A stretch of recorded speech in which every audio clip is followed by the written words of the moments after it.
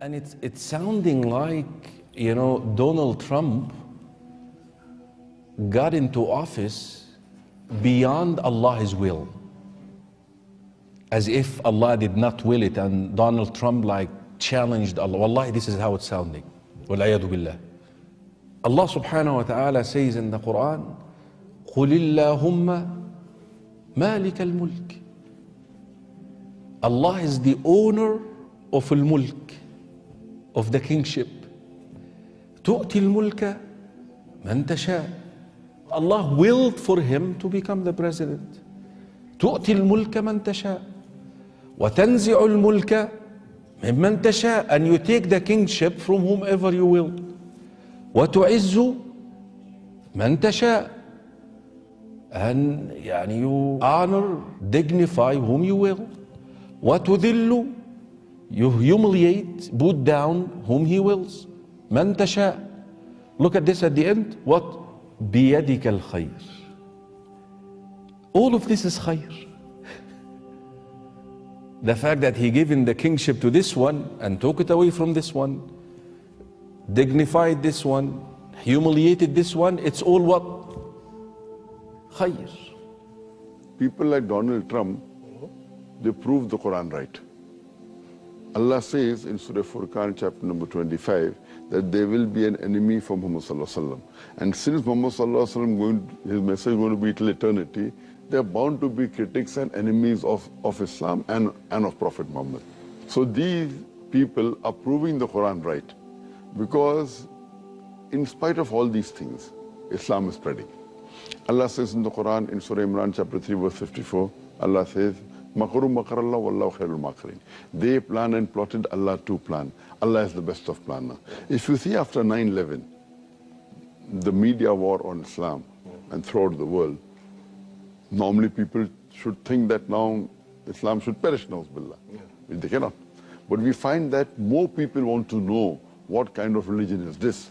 And we find that in USA alone, in a span of about 9 months after 9/11, 34,000 Americans accepted Islam. In Europe alone, in a span of 10 months after 9/11, more than 20,000 Europeans accepted Islam. So more they are trying to attack Islam, more Islam is spreading. I believe that in the long run, it is benefit for Islam. People want to know what is this religion. And whenever people attack Islam, you find that in the long run, it benefits Islam. And I told you the story before, and I have to tell it to you just to restore that belief in al-Qadr. You know that king who had a minister? A king and a minister. The minister is the type who believes in al-Qadr. قضاء الله وقدره. So one day, the king is messing around with a knife. He cut his finger. فthe minister said, خير إن شاء الله. This is good إن شاء الله. الرجل believe يعني ما.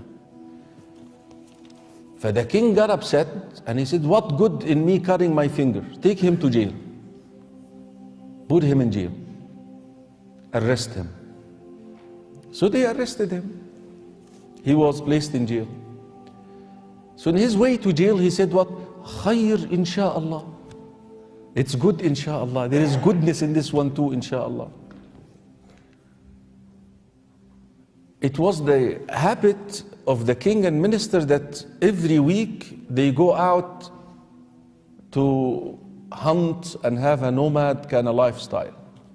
Of course, he doesn't have his minister. The minister used to be the one who leads his way. He doesn't have him this time. He got lost in the jungle. He got arrested by a group of Bedouin who used to worship idols. And it happens that this day they are supposed to offer a qurbani, a human qurbani, to their idol. They said, we will not find anyone better than this guy. He's dressed so nice. I mean, he is the qurbani right here. But they looked at his hand, they found him missing a finger. They said, we offer a qurbani like this to our God? Get out of here. You're not even good to be a qurbani. He was spared. In his way back to the palace, he started reflecting upon the statement, saying, now I understand why the minister said it's good that I lost my finger, because would I have that finger, I would have been slaughtered by now.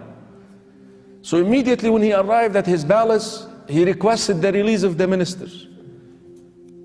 He said, listen, I understood why you said khair, but what is good in you going to jail? He said, would I have been with you on that journey, I would have been the qurbani.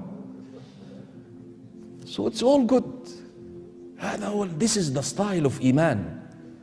This is, ya ikhwa, the asset of faith. This is what faith provides for a believer that no one else can give.